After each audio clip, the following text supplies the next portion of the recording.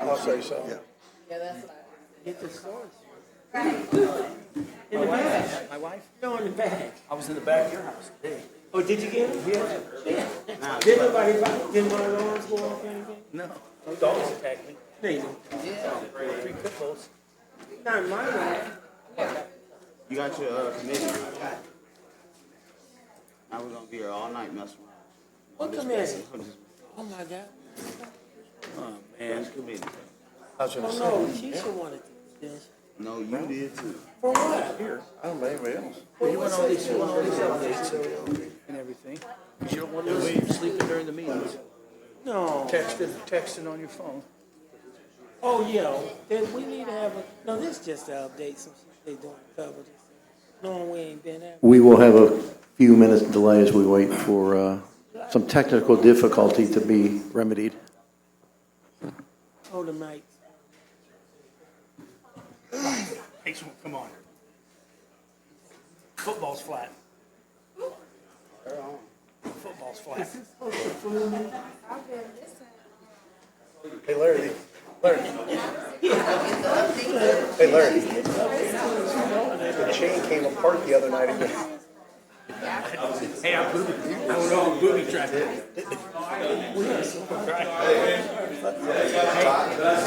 Jamie's trying to get some concessions there. You did it.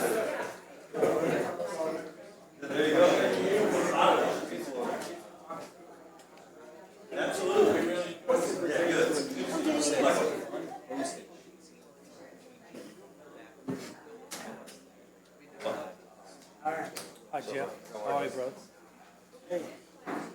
What's going on, gentlemen? I'll have you. Oh, yeah, no. I think the uncoded piece is maybe, and this is kind of what I want y'all to look at, is if we pass something that says residential roads,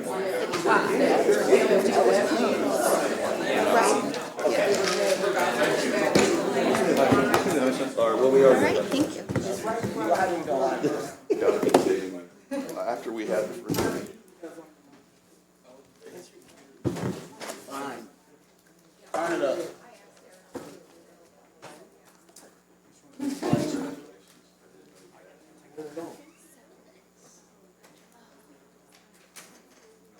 Cuckoos.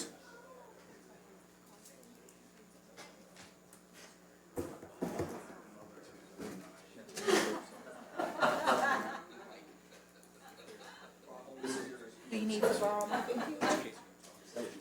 Sure, because we ain't. Sit close to me. Gonna knock you out.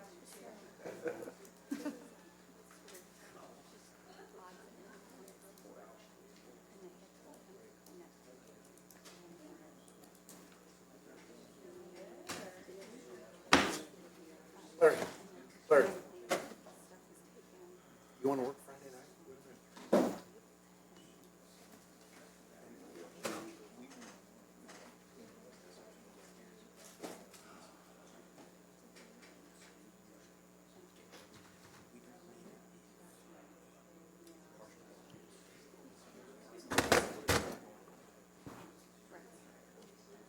Just about ready.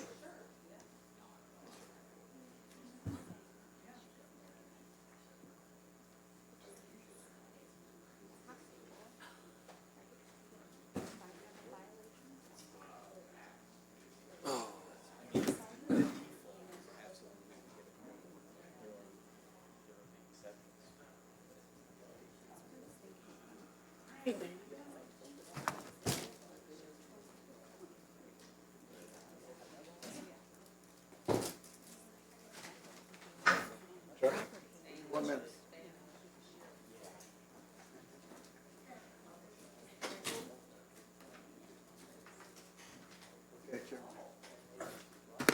Okay, Chair. Having the appointed time of 5:30 arrived and passed, I would like to call the Tuesday, August 25th, 2026 Committee of the Whole to order. Would you please stand and join me in the Pledge of Allegiance? I pledge allegiance to the flag of the United States of America and to the republic for for which it stands, one nation, under God, indivisible, with liberty and justice for all. Mr. Clerk, would you please take the roll? Alderman Cox. Here. Alderman Gregory. Here. Alderman Williams. Here. Alderman Rockford. Here. Alderwoman Purchase. Here. Alderwoman Nostradamus. Here.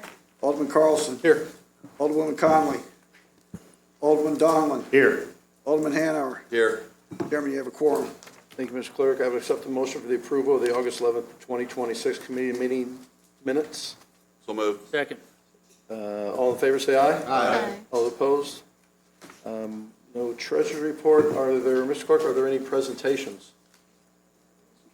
Is the CWLP going now? Then yes, sir. I think CWLP. Scott?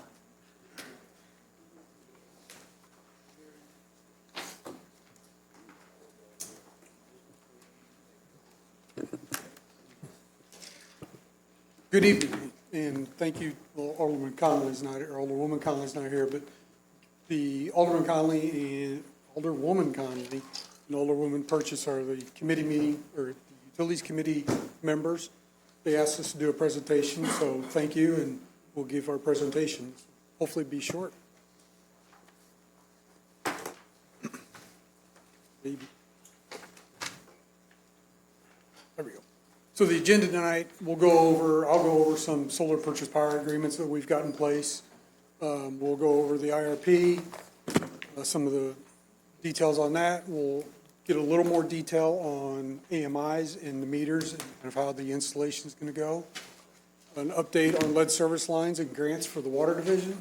And we'll close out with Karen Gardner litigation and some information from there. So Mike Gorsuch from the Electric Division, Todd LaFountain from the Water Division, and Emily Rosenberger from Regulatory Affairs. So solar purchase power agreements, we've got 2 purchase power agreements in place. One is in construction right now, South Sangamon Solar. It's a 25-year contract for 25 megawatts of energy. That's the project down south by Chatham. Its construction started in August, and that'll be in service by late '27. The other one is Lincoln Land Capital, which is out by the airport. That one is a 20-year agreement with us, and we will get 20 megawatts of energy and some capacity off of that. In addition, we do have some long-term contracts, or one long-term contract till 2039 for capacity off a wind farm up north of here. And with that, I will turn it over to Mike Gorsuch for the integrated resource update and AMI.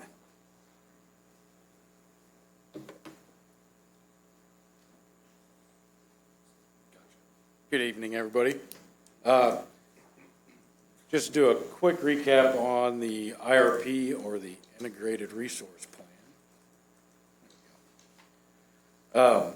Essentially, this will be our roadmap for meeting CWLP's future electric needs. The plan will take into consideration where we are now, what our future needs will be, and map out how we get there over the next 20 years. The goal is to continue providing reliable, affordable energy well into the future.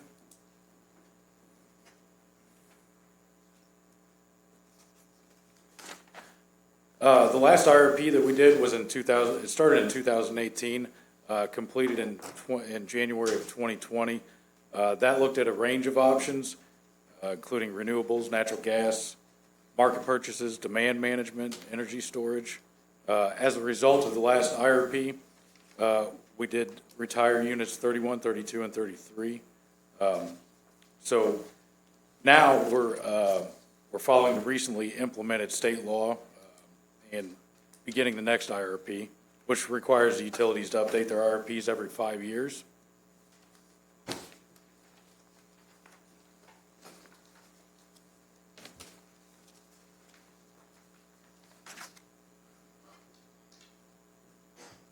The new state legislation, SERJA, and that is the Clean Reliable Grid Act, which expanded on CEJA, which is the Clean Energy Jobs Act, is a new state legislation requiring utilities to update their IRP every 5 years. So it's a 20-year look ahead with an IRP done every 5 years for evaluation. Under this new legislation, we're required to start the IRP process by 2027. There are specific requirements in the legislation for public engagement to create meaningful input to the study of or meaningful input to the study process.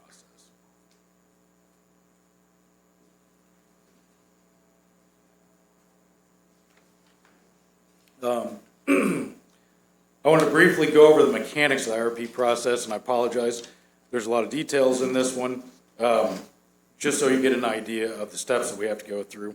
So CWLP staff created an RFP for firms to provide proposals.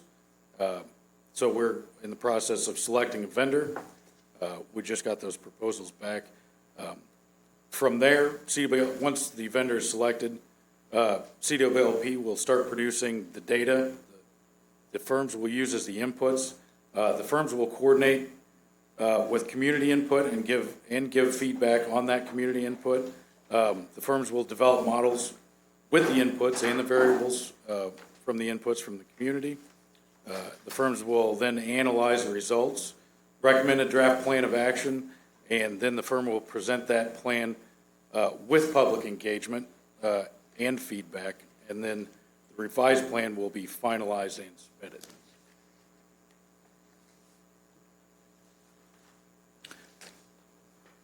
So right now, we are currently evaluating several bids that we received from firms who are interested in doing the IRP for us. Once those evaluations are complete, we'll bring an ordinance to council for award for the firm to provide those IRP services. And then once that consultant is selected and they have our current information, they will finalize public engagement schedule and begin the data production.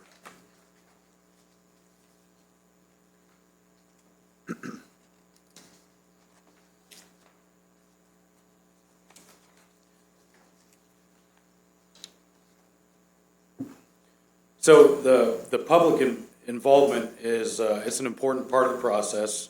The firm selected will be responsible for developing a broad public engagement program, including meetings, presentations, and feedback to customers who provide input.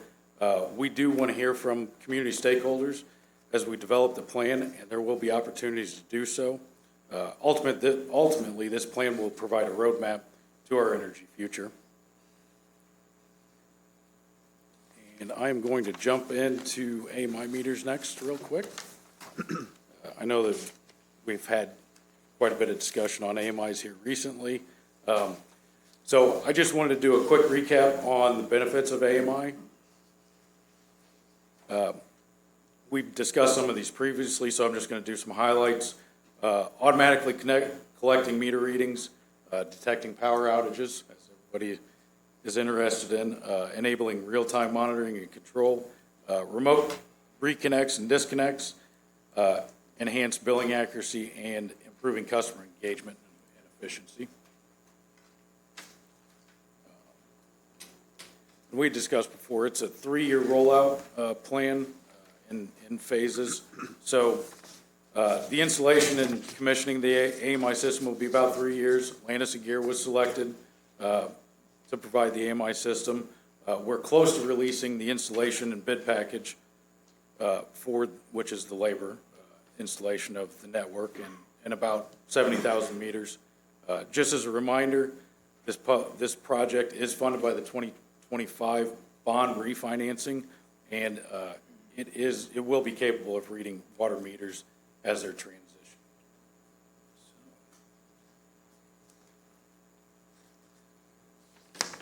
So there's been a few questions here recently about how it's going to be rolled out. This map may help. So this map shows our meter reading routes. There's actually 20 of them altogether. And these are also part of the billing cycle. So the meters will be changed out within the meter reading routes only during that cycle. So meters will not be changed out mid-cycle during the installation. So over the 3 years, those changeouts will rotate through these routes and until all of the meters are complete. So not all meters will be installed in each route for each billing cycle. So there will be a portion of them installed in all of the different cycles throughout the 3 years. Hopefully that explains a little bit.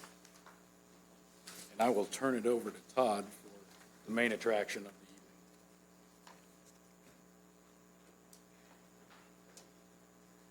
All right, good evening, everybody, and thanks for the opportunity to present a few Water Division updates. I have specifically 3 Water Division updates for you this evening. First, I'm going to talk about lead service lines and our lead service line program. Second, I'm going to talk about our overall grant program and how that fits into our revenue structure. And finally, I'm going to turn the podium over to Emily Rosenberger, and she's going to talk about our current Gardner litigation case. So our lead service line program. So I think the last time I provided you an update on our lead service line program was in January. Since that time, we've made significant progress. Specifically, we've replaced and or eliminated approximately 500 lead service lines from our liability.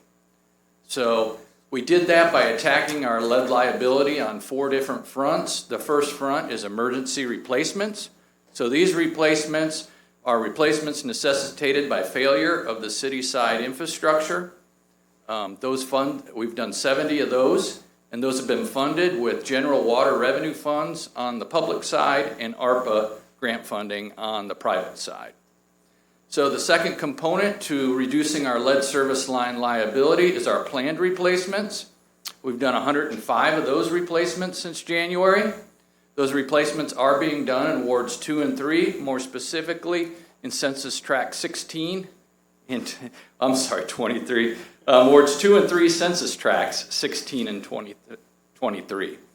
So under that program, we have replaced those 105 service lines through the utilization of water revenue fund for the public side and IEPA SRF funding for the private side. We've also done 40 what I'll call lead cutaways. These are abandoned lead service lines that are currently connected to our water distribution system that we have killed at the Corp. We've done that entirely with water revenue funds. And then finally, our inventory program. This is the program where we go around and vacuum excavate on the public side and the private side to determine what the materials of construction of the service lines are and verify what we have in our inventory system currently. We have historically funded that with ARPA funds, and we completed about 1,000 excavations under that program since January. So in total, the bottom line is that we have reduced our lead service line liability by almost 500 lines since January. In today's dollars, that constitutes about a reduction of about $6 million in lead service line liability. So what are we going to do for the rest of the calendar year and the fiscal year? Well, the short answer would be more of the same. However, I would put the caveat in there that the funding mechanism is going to change for some of those programs. And that's primarily due to the expiration or our full utilization of the ARPA funding. So our lead service line pothole program, so our vacuum excavations, we're currently under contract with the local contractor to do 4,000 more excavations. That program will be funded solely by water revenue funds. Previously, that was funded by ARPA funding. Under our emergency lead service line replacement project, we'll continue forward on that program. Again, the ARPA funding has expired, so that program will now be solely funded by water revenue funds. We'll continue our cutaways, and that will be solely funded by water revenue funds. And then our planned replacements will continue out in wards 2 and 3. And then we are about halfway through our $2.8 million IEPA SRF grant in those 2 wards. The good news with that is there's more money behind that $2.8 million. under the IEPA's intended use plan. They are reserving $4.5 million more for lead service line replacements in wards 2 and 3. We have added a census tract. We were able to get census tract 42 in with 23 and 16. So that is our plan for the balance of the calendar year and fiscal year in the lead service line program. So for grants, I don't plan to drill down specifically into each of these grants, but I wanted to give you an overall view of our grant program and kind of highlight the effort that we make to procure and implement grants within the Water Division.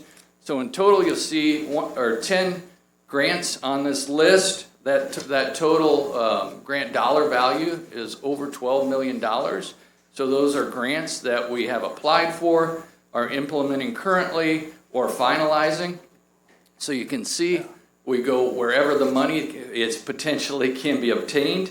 We've got grants that we're working on through the US EPA, the IEPA, IDNR, the USDA. So wherever we can find grant funding opportunities, we apply for those grants and we try to implement those. So just for a general,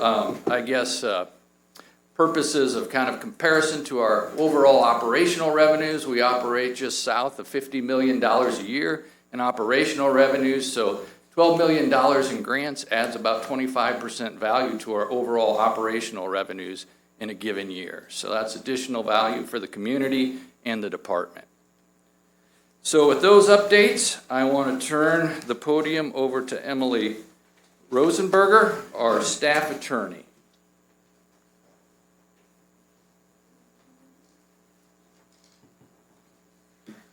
All right, I'm here to talk about the Coran-Gardner legal case. This case started in August of 2023 when Coran-Gardner Townships filed a complaint against Springfield stating that they are depriving or threatening to deprive and limit this public water supply. They demanded that the city of Springfield stop serving water to Coran-Gardner residents. The case involved old, disputed, and threatened areas of water service, and in March 16th, 2026, Coran-Gardner filed a motion for summary judgment, which was denied, and the city filed a cross motion for summary judgment, which was granted in part. It determined that the old disputed areas, which are before September of 2009, was decided in the city's favor, which means we can still provide them water, but there's still a question as if the new or threatened water service is a question of material fact, which will need to be decided by a judge and jury. This will need to be determined if the city is able to sell water to the new or threatened areas in Coran and Gardner. The summary judgment is a great thing. It takes one thing off the table that needs to be settled. So now we only have to deal with the new and threatened areas in question.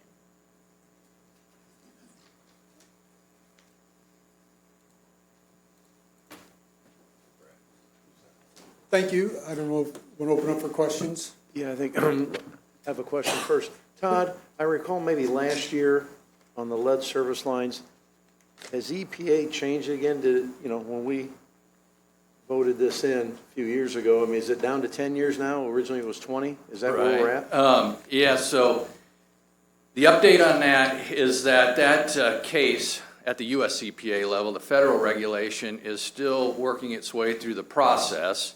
The LCRI federal rule did reduce the time that we had to replace these lines to 10 years from 20, which was a state rule.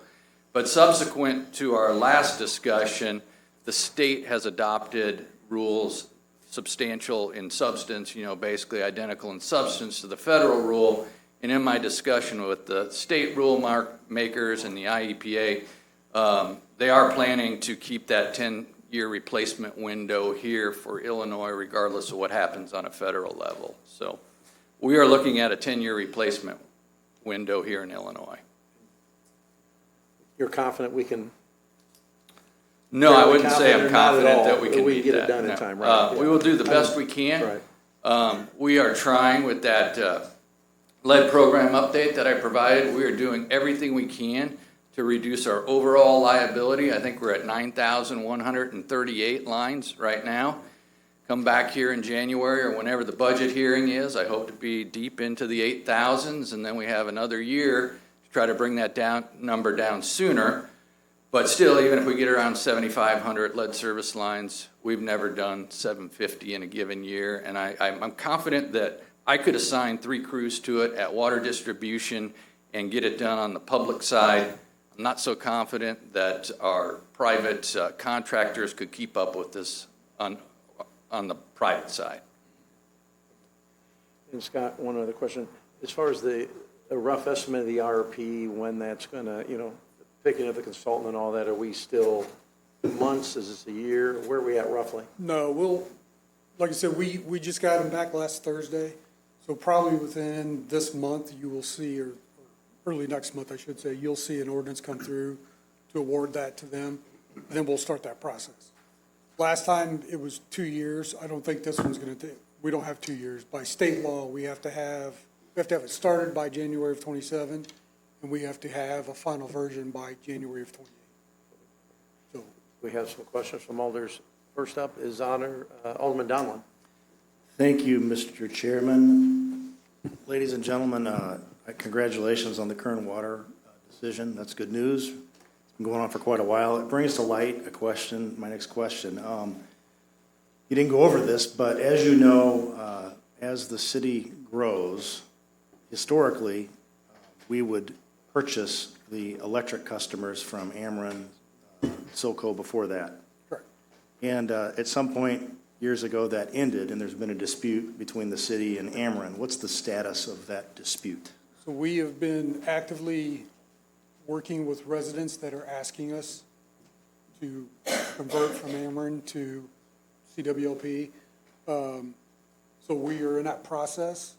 I don't know what's going to happen. Ameren has kind of figured out what we're doing, I'll say. And so I fully expect them to call us and try to sit down and work out an agreement. But we are actively working towards that.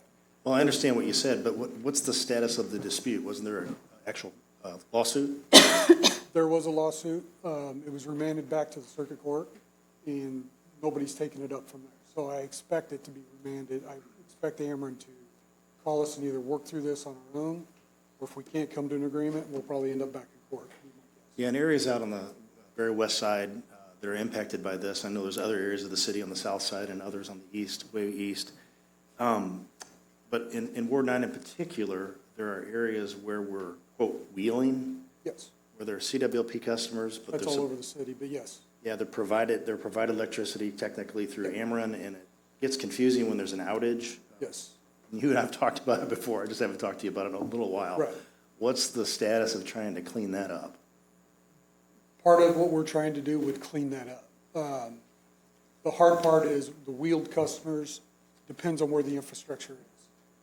There were some discussions with Ameren many years ago, and I can't remember the number, but those discussions, it was a very significant number for us to buy all their infrastructure. So in some areas, we've got infrastructure there already, particularly one of your areas in Ward 9 that we're starting on now. So we're moving forward with taking those customers to us.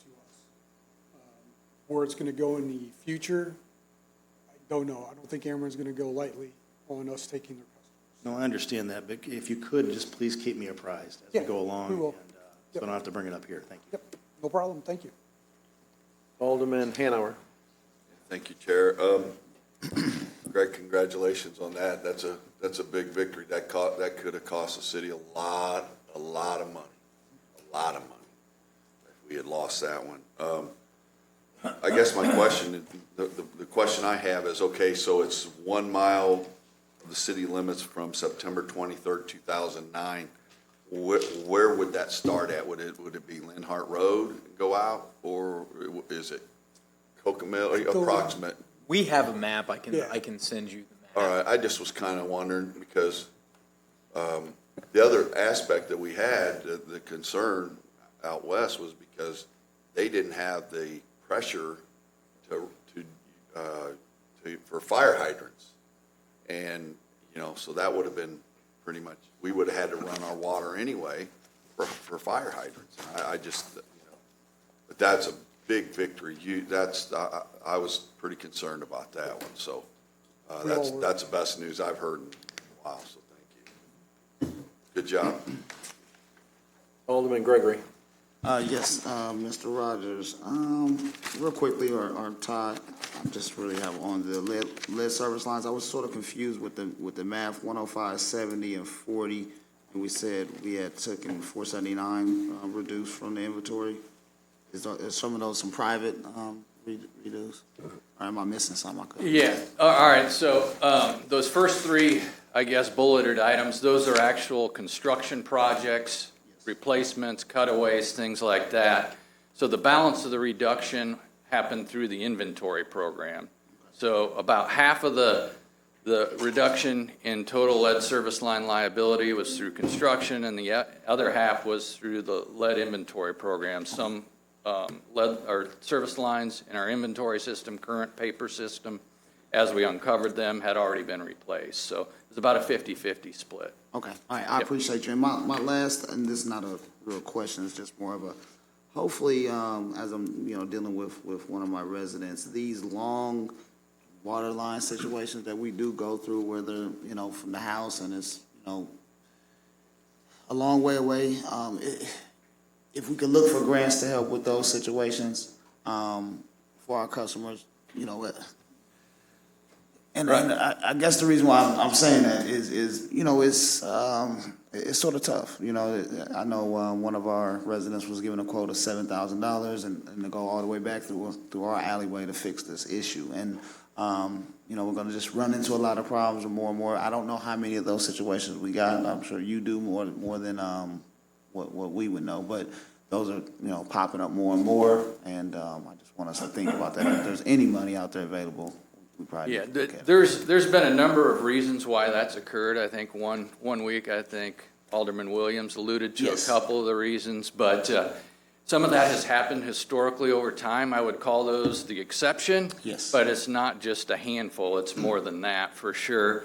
And the reality of it, I guess, is since I've been at the water department since the mid-90s, right, there's been regulations in place that you have to extend the water main across the frontage of your property prior to receiving service to prevent this from ever happening again. It's just those that were put in the 20s, 30s, and 40s that were put in like that for whatever reason are still out there, and we don't own that infrastructure.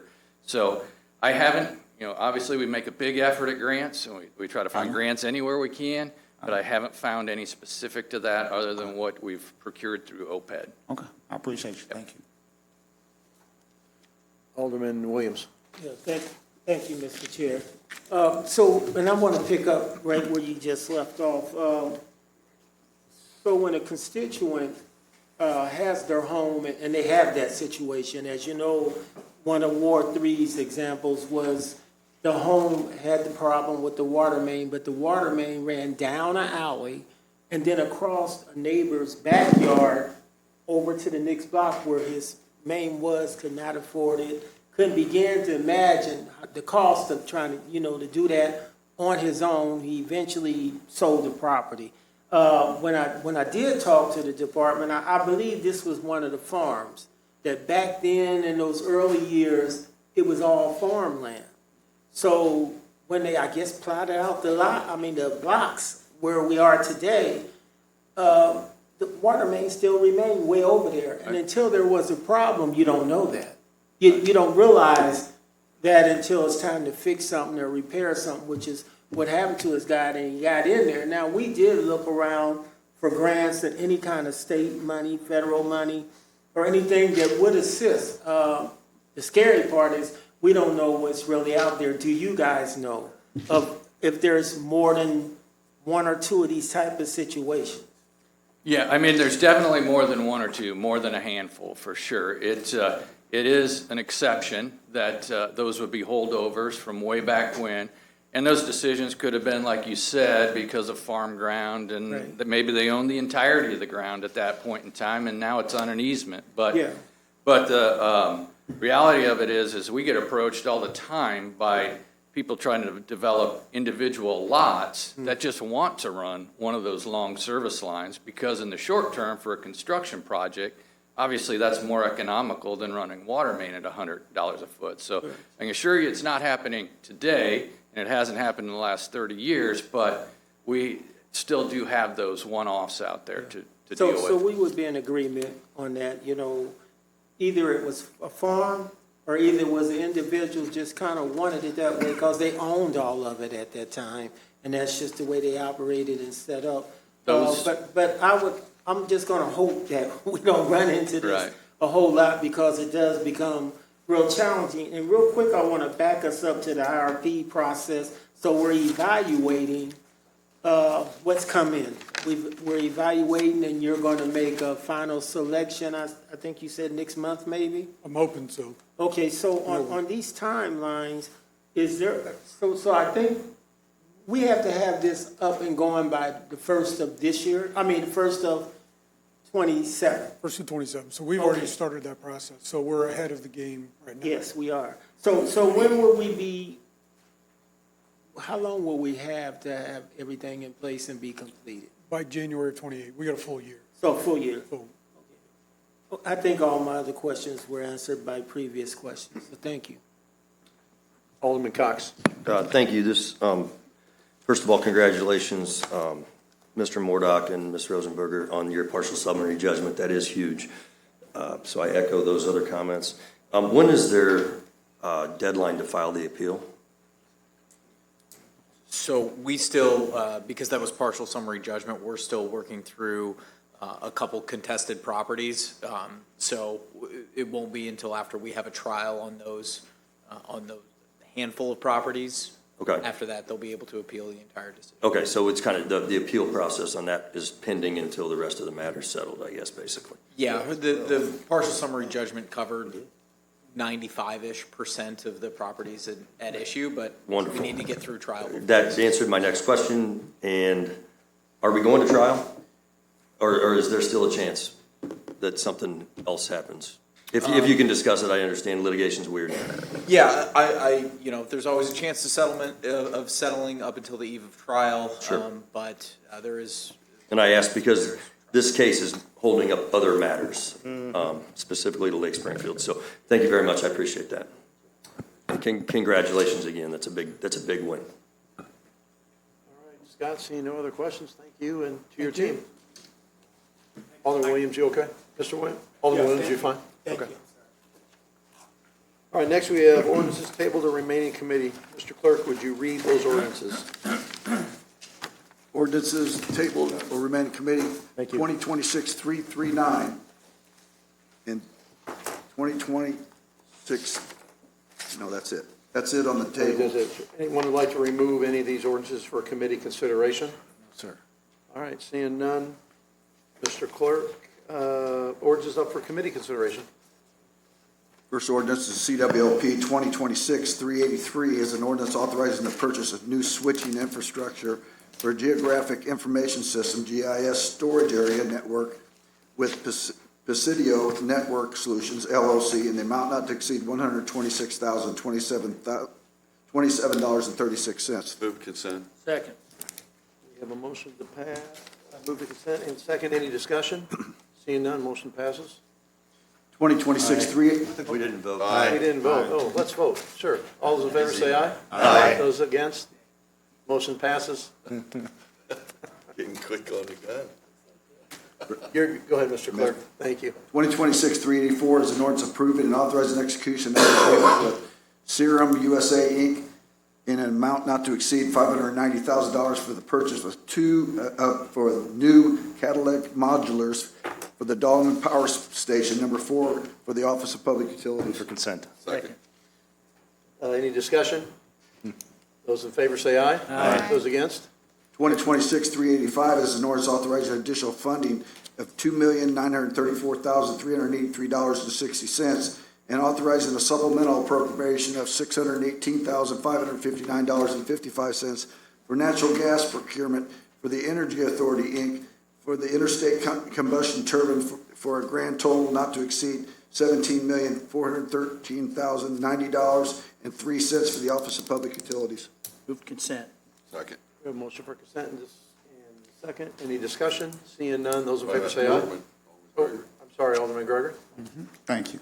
I just had a real quick question. Sorry, James Scott. I see that we're adding a supplemental appropriation for 618,000, as well as additional 2 million. Is there, and my question is general and fast, is there going to be any impact to our customers? No. Rate increases, anything like that? So what this is we budget, we have a projection every year. We budget fuel for, this is primarily interstate combustion turbine. With wind power today, or solar power today, you look at where solar starts dropping off, there's a window of about 4 hours. And we've been running interstate a lot in that 4 to 8 hour window in the evening, or early afternoon to the evening. So we missed our projection on natural gas. So essentially what happens is the revenue we're receiving running the unit is paying for that. Okay. We just didn't budget for it because it's running way more than we anticipated. Okay. Are we seeing any increases in the pricing of natural gas? Or? Actually, natural gas is under $3 right now. It's been there for a while, surprisingly. Thank you, sir. I appreciate With you. everything else going on in the world, natural gas is the only thing that's cheap right now. Knock on wood. Thank you. Appreciate you. All right, so we have a motion for consent and a second. Those in favor say aye. Aye. Those against? Motion passes. Public Works, 2026-386 is an ordinance authorizing the purchase of real estate between the city of Springfield and Della Reese located at 1801 South Grand Avenue East in the amount not to exceed $500 for the Office of Public Works. Motion for consent. Second. We have a motion and a second. Any discussion? Alderman Gregory. Yes, I just want to ask, is this for, Dave, is this for the Martin Luther King redevelopment? It's not, it's a separate property.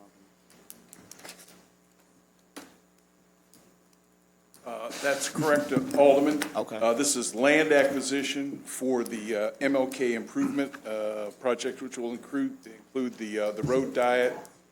Specifically, the acquisition of this property is for a turn lane on South Grand Avenue. Yes. As well as the traffic signal modernization. Yes, I thought so. I just wanted to check and have that conversation. I appreciate you, sir. It's much needed there at South Grand. We've been seeing an increase of traffic accidents, so I think this developer's going to be right on time. Thank you. Appreciate you. Hang on, Director Fuchs, Alderman Williams. Yes, sir. Yes, I'm a little confused now. So that's Ward 3, first to let you know. And number 2, so Ms. Della Reese owns the house on the corner. Is that house leaving? No, this is for a very narrow strip. It's not much property at all. Is it to the east or the west? It would be on the northeast corner. Okay, thank you.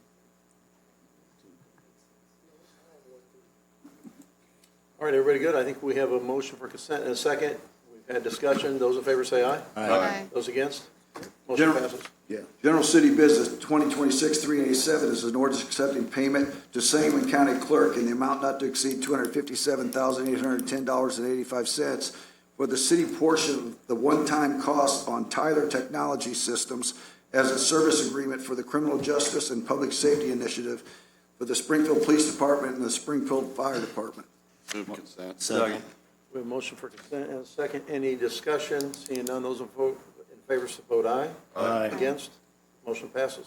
2026-388 is an ordinance authorizing a 3-year renewal contract number NB 24-250C of professional services agreement with Sound Thinking, Inc. for Shot Spotter Direction Technologies in the amount of $1,100,012 for the Springfield Police Department. Motion for debate. Consent. Who made the debate? I did. Second. Yes, I Debate. Any discussion? Yes, and Alderman Gregory. I put this on debate. Chief's not here to have some conversations with him. But ultimately, years ago when we was dealing with ShotSpotter and things, we used to tailor this thing to development and going into those communities. At one point in time, when we first got this technology, we identified 55 blocks, hundreds of workers, much cleaning. And I just want to continue that so we can get a return on our investment, right? We're going to continue to spend millions of dollars on these things. I want to make sure that those communities and areas are being addressed. The CDC, as well as some other national models have done studies and proven that when we address bad housing, grass, alleys, lighting in these particular areas, that it does drive down crime. So I want to continue with that plan. We went away from that plan. We went 2 years with the build program to the north side of our community. We started out with this sort of program in the central portion of our community, and crime has reduced in that area.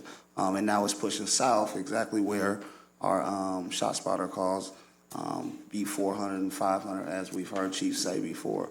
So I want to make sure that our investments, that we're also, as a council, making sure that those resources go there. So I want to have a conversation with him as well. I appreciate you. All right, those in favor say aye. Aye. Motion for debate. So next ordinance. 2026-389 is an ordinance authorizing the purchase of two Dell Power Edge R76XS servers and accompanying accessories with Solenta Information Technology Company in the amount not to exceed $56,404.82 for the Springfield Police Department Bureau of Emergency Communications. Move for consent. Second. We have a motion for consent and a second. Any discussion? Seeing none, those in favor say aye. Aye. Those against? Motion passes. 2026-390 is an ordinance authorizing payment to Meletta Morris, Lynetta Parker Limited for architectural services and renovation of the children youth area for the amount not to exceed $74,740 for the Lincoln Library. Motion for consent. Second. We have a motion for consent and a second. Any discussion? Seeing none, those in favor vote aye. Aye. Those against? Motion passes. 2026-391 is an ordinance authorizing sponsorship to Downtown Springfield, Inc. for the 2026 Street Dinner Route 66 Centennial in the amount not to exceed payment of $2,000 for the Springfield Convention and Visitors Bureau. Motion for consent. We have a motion for consent and a second. Excuse me, any discussion? Those in favor say aye. Aye. Against? Motion passes. 2026-392 is an ordinance authorizing sponsorship payment, $30,000 to Mees Promotions LLC for the 2026 Springfield Mile be held September 5th, 2026 through September 6th, 2026 for the Springfield Convention and Visitors Bureau. Motion for consent. Second. Motion for consent and a second. Any discussion? Seeing none, those in favor say aye. Aye. Against? Motion passes. 2026-393 is an ordinance authorizing sponsorship payment, $35,000 to Illinois Route 66 Mother Road Festival, Inc. for the 2026 MRF to be held September 25th, 2026 through September 27th, 2026 for the Springfield Convention and Visitors Bureau. Move for Motion consent. for consent. Second. We have a motion for consent and a second. Any discussion? Those in favor say aye. Aye. Against? Motion passes. 2026-394 is an ordinance authorizing sponsorship to the Illinois Route 66 Heritage Project, Inc. for the 2026 Route 66 Centennial Celebration to be held November 11th, 2026, in the amount not to exceed payment of $10,000 for the Springfield Convention and Visitors Bureau. Motion for consent. Second. We have a motion for consent and a second. Any discussion? Seeing none, those in favor say aye. Aye. Against? And motion passes. Next is unfinished business. Is there any unfinished business to come before this committee? Alderman Gregory. Yes, this will be quick. Director Fuchs, this is for you and your department. So, some time ago, some years ago, our community, we went to Capitol Plaza over here on Adams and Washington. And you know, I'm bringing this up because it's been a topic of debate from, you know, on a federal level, down the Alderman Purchase ward, about these high rises that host our most vulnerable population, our elders, as well as some mentally ill residents. So we went there, we met with the new owners. They promised the community, as well as the city, security, some upgrades with the emergency doors there. We've been over there. We've been over there for several things. And you know, I'm still getting these complaints. And you know, we met twice with them. Not only me, but County Board Member Lathan, our police, our neighborhood police officers, and we still continue to go through this issue with this particular plaza. And if we could, just put together something and really, really, I guess put the pressure on them to get it together. People have to get out. If there's an emergency, if there's a fire or something, they have to get out. Both doors. They have a problem with, people coming in the back doors, whether for whatever reason. And there's supposed to be some alarms on the door so people can know who's coming in and out of that building, as well as security at the front so people can know what's in and out of that building.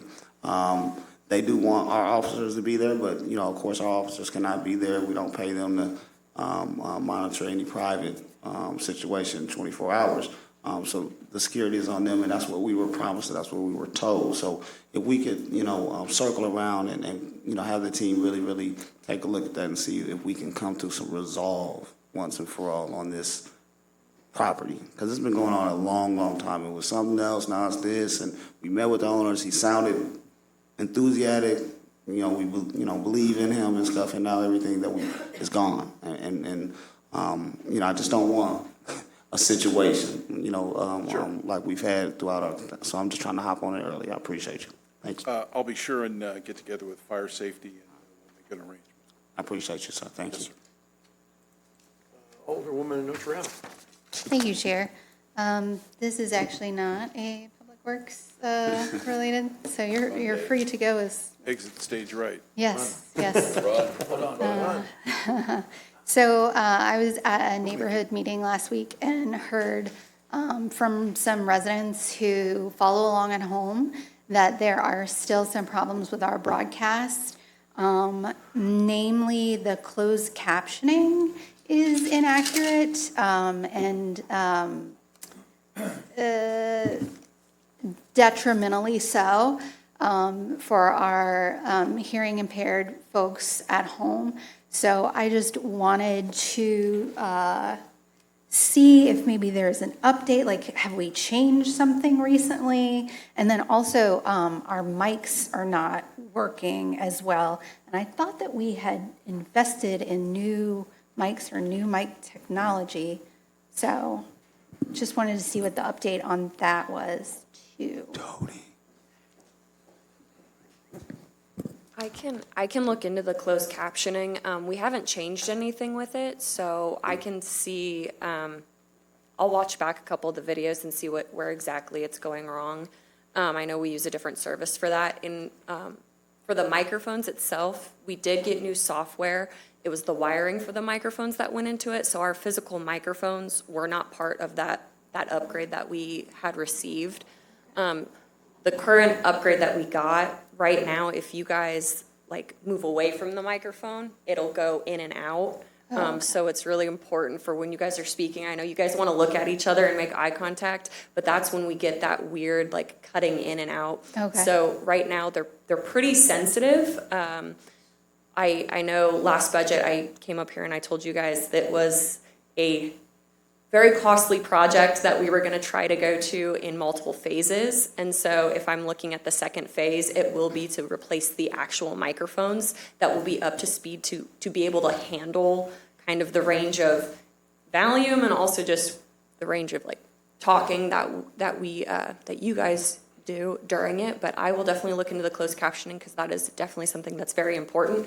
Is it on our YouTube or is it on our Channel 18? Do you know? I can look into both because I know that. Yeah, I would look at both because I don't recall that they specified. Because oftentimes YouTube has their own closed captioning, but we do pay for closed captioning on our Channel 18, which is broadcasted on cable, but then also on our website. So yeah, it must be that one because they said it's the whatever service we changed where we had a live person doing it to having. Yeah. It would be our Channel 18. Okay. Yeah. And I would see if that service is tiered at all, if there's an upgrade available to deal with the accuracy. The issues with it. Yeah. 100%. I will definitely look into that and I will get back to you. Cool. Thank you. Thank you. That's it. All right, thank you. All right, next is new business. Is there any new business to come before this committee? Alderwoman Notarano? Nope. All right, seeing none, now it's time for citizens' requests to address the committee. Are there any citizens who wish to address the committee? Mr. Clerk? Ken Pesha.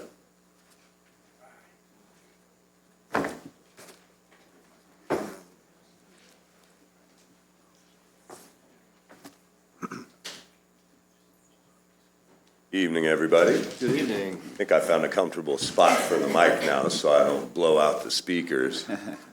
So I'm going to read a statement tonight from the lovely woman who's been here the last couple of weeks talking about her 16-month odyssey. She's worn out.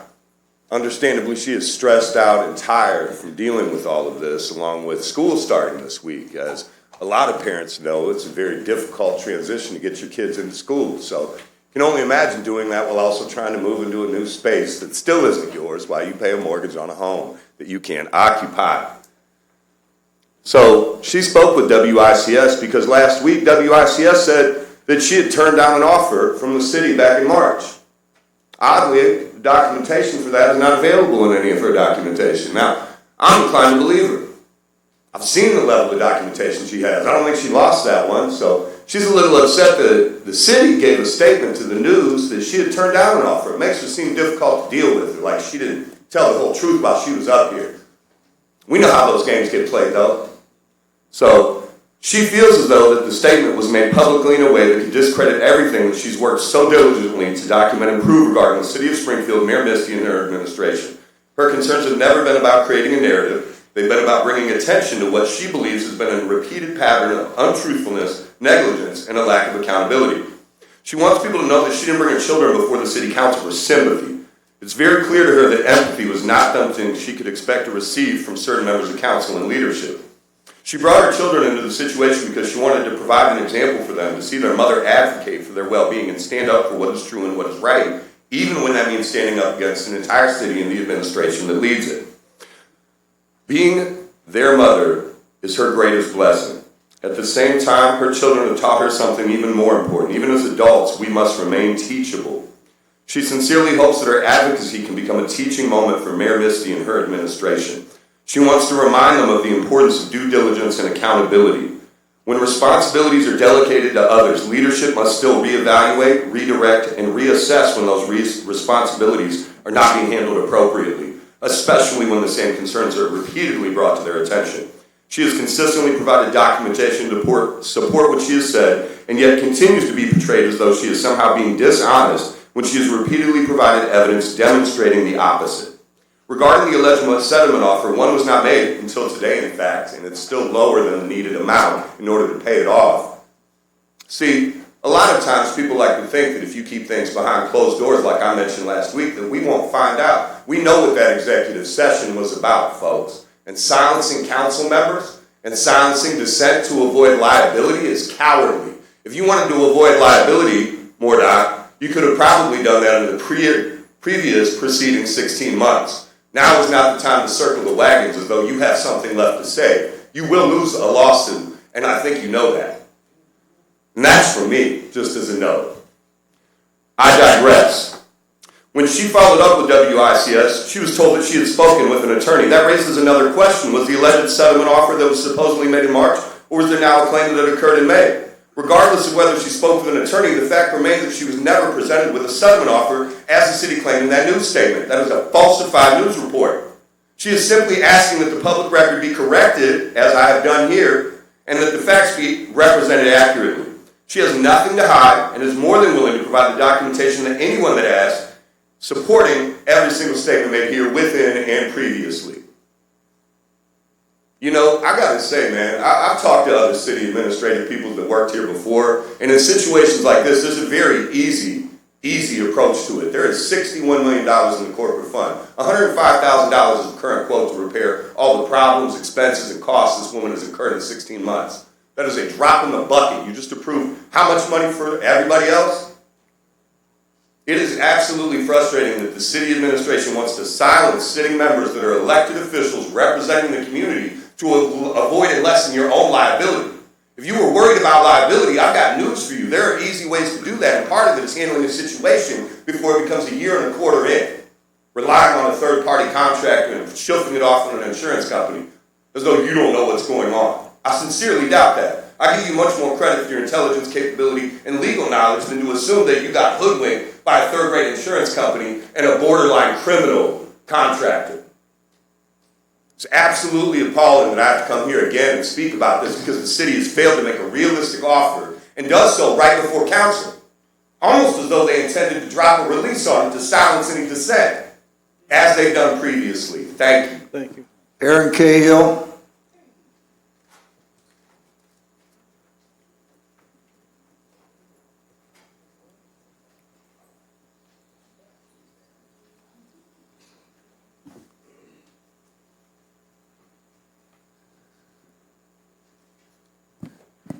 Hey guys, I'm back. Actually got a few things that I need to bring up. Big one is actually, did you know for your first DUI conviction, you get a minimum of 1 year loss of full driving privileges? 1 year you can't drive. Seems a little hard to make a living for certain individuals if they can't drive, don't it? So, why is she on the police force still? Just saying. I lose my license for a year if I'm caught drunk driving, but a cop doesn't. A cop doesn't even go to court for it. The police investigate themselves, and wouldn't you look at that? Nothing wrong was done. She got a couple of months vacation, busted down from a sergeant. That's a BS punishment. Not even the military gets that. Yeah, if you're caught driving drunk by the military, you go to jail for at least a week until they decide to take you to court. Yeah, and then it could be loss of rank, loss of money, loss of privilege, loss of ability to drive on base. You could even be kicked out of base housing if the judge so sees it fit. So we're just going to let cop go right on back to work. That's pretty cool. Another thing is over $1 million for ShotSpotter still. What have we done in the areas of ShotSpotter to fix the community? Have we fixed abandoned buildings? Have we bulldozed garbage buildings that don't need to be there? Have we put any money into repairs? I sat here when the new police chief gave us all this awesome speech about the broken windows theory. I don't think he understands what the broken windows theory is, so I'll break it down for y'all. The broken windows theory states that if there is a minor criminality occurring in a certain area, it invites larger criminality. Meaning, streetlights, sidewalks, broken windows, stuff like that that is in the city's ability to fix will lead to larger crimes. Murder, drive-bys, embezzlement. Yes, it does work that way. Crime works that way. I know, freaking crazy. But why is it that anytime certain wards come up here, and we all know the wards, they've got to essentially come up here, and it feels like bend the knee to get any money for their ward? That shouldn't be the case. We should be throwing money at citizens to make their lives better. Over $1 million for more ShotSpotter coverage, or to renew a ShotSpotter contract, when ShotSpotter has never proven to bring down crime rates. Chicago got rid of most of their ShotSpotters because it was costing them more than it was saving. Chicago's doing it. I'd say that it's probably not in our best interest to have ShotSpotter, because I know their crime rate's a lot higher than ours. I'm pretty damn certain of it, you know? One other thing I want to touch on as my time dwindles here. If anybody on the council is tired of hearing about racism, imagine how sick and tired people are of experiencing it. I mean, you know, did we ever can that guy that dropped the N-word while on duty? I'm curious about that one. Or is he still working for the city?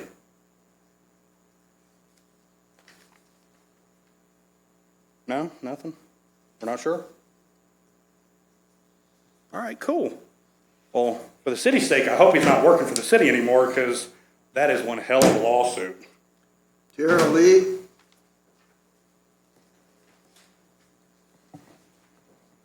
Veronica Glass. Tara Standage. James Johnson.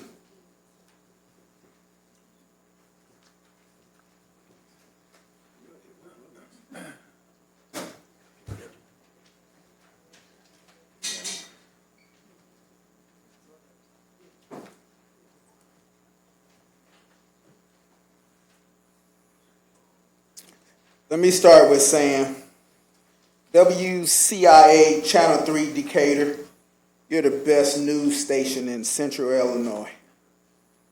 And if you guys ever start watching Channel 3 News, turn to Channel 3 News.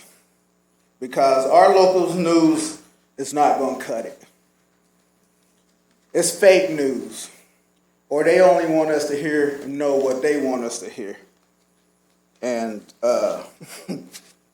that the weather station, the weather team, Mr. Redpath, you know why the storms, we didn't know about them storms?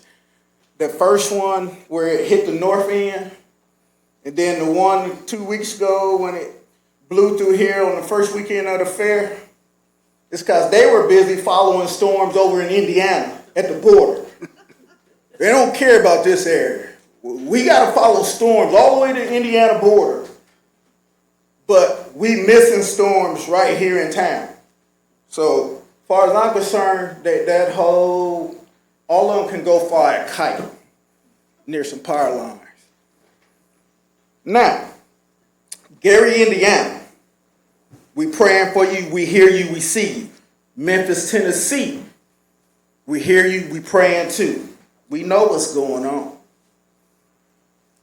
Now, moving on. I'm going to throw some names out.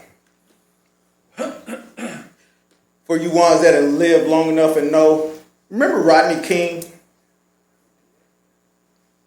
Let me say his name again, Rodney King. And if you remember, for you ones and Chairman today, I'm sure you was around long, you've been around long enough, you know, you remember this. This man got whooped by several officers.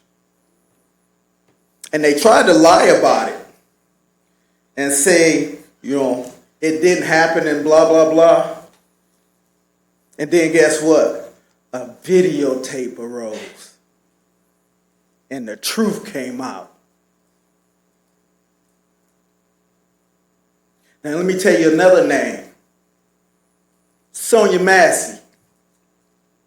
You remember less than a week ago? Oh, but before that. You know what happened in that case too? One officer didn't have his camera on. And she died. But thank God for the other officer who had his on. You know why I'm mentioning these two people? Because it's the same scenario that our Springfield police have done. We want to put our cameras on sleep mode. And it's appalling that none of y'all asked the question or even said anything at this horseshoe about it. Now, one person, I came up here 3 weeks, and I hate coming up here this many times. And nobody asked the question. Y'all don't put the police department on the hot seat. But you know what? You know what happened on Sunday? See, because God don't like evil. He ain't too proud of pretty. That man is no longer among us. And for all these people who want to hate and shoot and kill us, see, the words say, vengeance is his. So if you're gonna sit up here and don't say nothing, you're just as accountable. Somebody mentioned, and now I'm gonna mention it too. Now, if I try to get on the police department and I got a DUI on my background, guess what?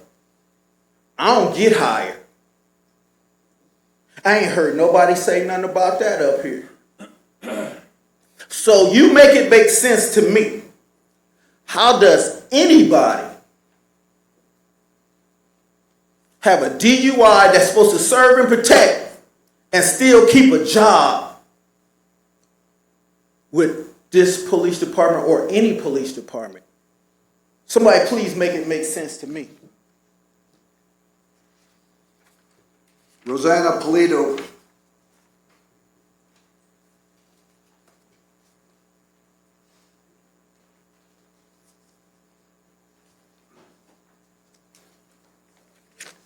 Go ahead. Thank you. I'm going to title my speech, "The Wheels of Justice Turn Slowly." So just so you know the date I'm referring to, on July 16th, 2024, if you want to check my facts. I came and testified about the problems with our out-of-state landlords. After my testimony, the then Alderman Chuck Redpath chimed in and pretty much backed up what I was saying. It's not just this piece of property, he said, that we're talking about, Meadowview Landing. It's the Lincoln Tower situation. Where do we go? I'm not blaming anyone, but we keep spinning our wheels here. The Lincoln Towers, that thing's a disaster. What Rosanna Polito explained to us is a disaster, but how do we get it fixed? You got any ideas? Chuck continued. My frustration is that we get to the point. This is a shell game that these out-of-state landlords are dealing with. They use bankruptcy and extend the problems to the next group and end up doing the same thing again. The poor people at Lincoln Towers are one catastrophe away from a disaster, and we all know that. We have to figure this out. These are plagues on our city, and we got to get these things cleared up. We just keep hearing the same scenario, different things, same scenario. So I'm here today to address Mr. Tony Nudo from last week. It's not the residents and renters who brought this landlord licensing upon you. You did it. You're to blame for your lack of oversight of your own about the out-of-state landlords. He's the president of SALA, your organization that works through renters' issues. Where were you when seniors were receiving eviction notices on their door when their rent checks were already cashed? Where was SALA when our out-of-state landlords hired an office manager who had a prison record for falsifying documents? Her position gave her access to 150 senior citizens' bank accounts and personal information like social security numbers. With my own eyes, I saw her follow a fellow senior citizen from my building to her bank. Tony, is that what you'd want? Your elderly loved one followed to the bank by a convicted felon? The lack of respect towards renters is apparent. You find it amusing that these folks are pushing the landlord licensing scheme, as you call it? We won't have to bear the effects. Are you kidding me? I paid the price, having to move from a building because senior citizens were being defrauded. I don't find it amusing that Tony Nudo, that you don't care about the welfare and rights of senior citizens who built this country and veterans who fought for this country, trying to secure decent housing. Why do we need landlord licensing? Lastly, going through this hell, I asked for help from my alderman in Ward 7. No response. I filed a FOIA only to find out that my landlord was working with the lawyer for the out-of-state landlord. So much for him telling seniors that he helps seniors. The renters in Springfield need some protection. Thus, we need landlord licensing now. Thank you. Matthew Young. My idea is kind of a little bit on the lighter side, but I was at your meeting 2 weeks ago about you guys paying a lot of money to dispose of coal ash. And I'm here to tell you that you don't need to be spending all that money. Take a page from the old Roman Empire. They were the first civilization on this planet to utilize concrete. But they found a little problem. The concrete molecules had micropores in them. So what they did is they found a solution to the problem. They used volcanic ash. So I had this idea to come here to tell you guys that instead of disposing of this coal ash, why not put it to use in a pre-existing product? Our roadways, make them resistant to pothole formations, make the roads stronger by utilizing that coal ash in the concrete mixtures. Maybe then, if the experiment works, sell the product to private concrete companies, and instead of costing the city money, why not sell a product? Maybe put them in 50-pound bags, maybe 10-pound bags, put them on a pallet, sell them to these concrete companies and tell them, hey, we've experimented with this, it's making our roadways stronger. We're selling this product to help you sell a good product and a product that other people can use to build more stronger structures. Anybody have any questions about this? That instead of paying someone to dispose of this coal ash, utilize it in a pre-existing product. Therefore, it won't cost a single dime to the city of Springfield. And I spoke to you about it, and I'll tell you, these concrete roads that the Romans built, some of them were built around when Jesus Christ was on this planet. Some of these roads are still being used by the countries that are in these, that the Roman Empire was a part of. Some of these roads have actually resisted the pounding of fully loaded 18-wheelers. And so if IDOT can use this product and make us stronger roads throughout all of Illinois, and the experiment works, then sell the coal ash to private companies and let them sell a better product with the coal ash that you guys could sell instead of having the city cost money to dispose of it. And on one other note, I'm wanting to know what's going on with my parking issue that I've been having. Has there been any sort of movement with that?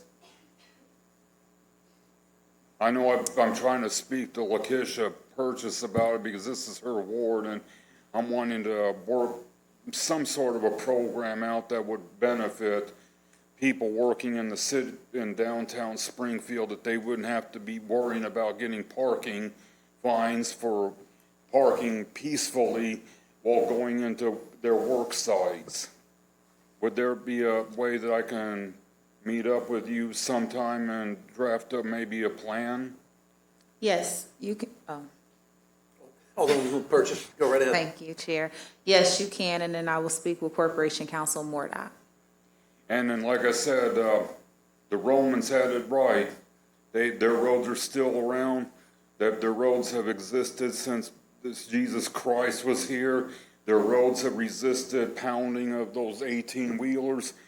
Instead of costing the taxpayers money, sell the product, experiment with it, give it to IDOT, see if they can incorporate it into their concrete, and if it works, you all have a product to sell. Appreciate you. Thank you and have a nice day. Thank you. Thank you, sir. Dr. Johnson? That's it.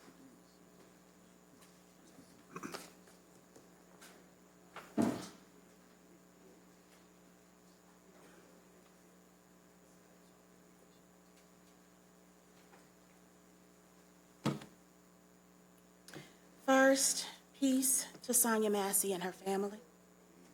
Also, Black people don't hang themselves. Now, to the Committee on the Whole.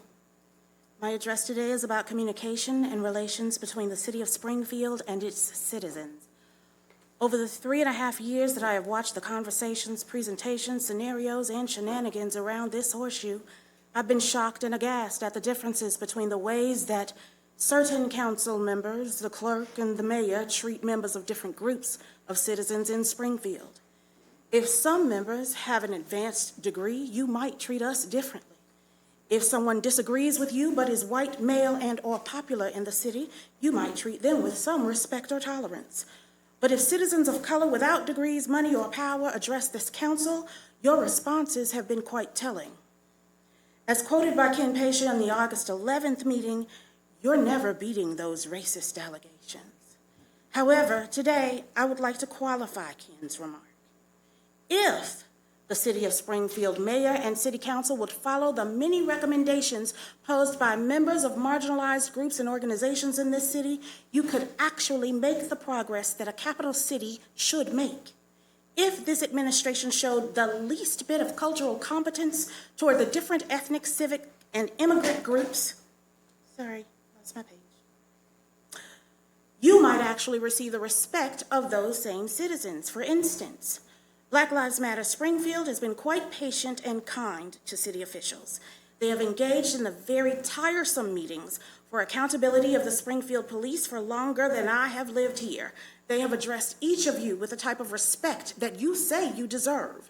They have never come to a meeting with any of you without background research and a willing spirit of compromise. Yet, with every opportunity afforded to the city, the current administration has disregarded and ignored their recommendations and usurped their time and efforts with useless platitudes and missed opportunities for resolve. In fact, they have also calmly listened to and acknowledged Black citizens who call them names specifically because they met with you in a spirit of compromise. They still took the time to try to establish communication and positive relations with you, hoping that you would see reason and respect Black, PLC, and poor citizens the way you do with people of means. You did not. The Springfield Immigrant Alliance Network has addressed the ways that you treat immigrants of fewer means. They have even enlisted the help of the Springfield Coalition for Dismantling Racism to implore you to take a more inclusive stance to welcome immigrants to Springfield instead of derogating them. The Dominican sisters have stood with Cyan in their own mission, called by God into right relationship with all creation and graced by Dominican life and mission to compassionately preach the gospel of Jesus Christ. The sisters have attempted to guide you toward compassionate treatment of immigrants and people of color. Again, you have refused over and over again. High school teachers and students have addressed the council asking for an official permanent recognition of Indigenous Peoples Day instead of or even alongside the traditional Columbus Day recognition. A completely inaccurate and ahistorical account of Columbus's disrespectful, genocidal, imperialistic, and dehumanizing treatment of Native American or indigenous Turtle Island citizens. And Black educators have echoed their sentiments because of Columbus's transport and treatment of enslaved Africans. The chairman of the Prairie Band Potawatomi Nation has said that the state of Illinois is proving that the government is capable of reflecting on the harmful past and planning for the future that respects and celebrates our interconnectedness. But the City Council of Springfield has shown nothing but blatant disregard. Then, the last year, the mayor signed a temporary proclamation recognizing Indigenous Peoples Day for one day in 2025. 1 day in 1 year. So then, your treatment of Tierra Lee and the flooding and ruining of her home is no surprise to any of us. Thank you to Wards 2, 3, 4, 5, and 6 for assisting as you could. But the city's refusal to enact a landlord registry is certainly par for the course also. Your police treatment of several citizens on the east side by the Jump Out Boys and stops of Black drivers at 5.7 times that of whites. Your portrayal of the east side as a hotbed of crime, while never mentioning the meth labs and cocaine distribution in the North and West, and several other racially motivated instances, only seal Ken's statement that not only will you never beat the allegations of racism, but you seem thoroughly Ms. Johnson, intent thank and you. proud of being racist. Thank you. Thank you. That's all, Mr. Chairman. Corporation Counsel, is there any need for executive session? No need. I take a motion for adjourn. So moved. Motion and a second. Those in favor say aye. Aye.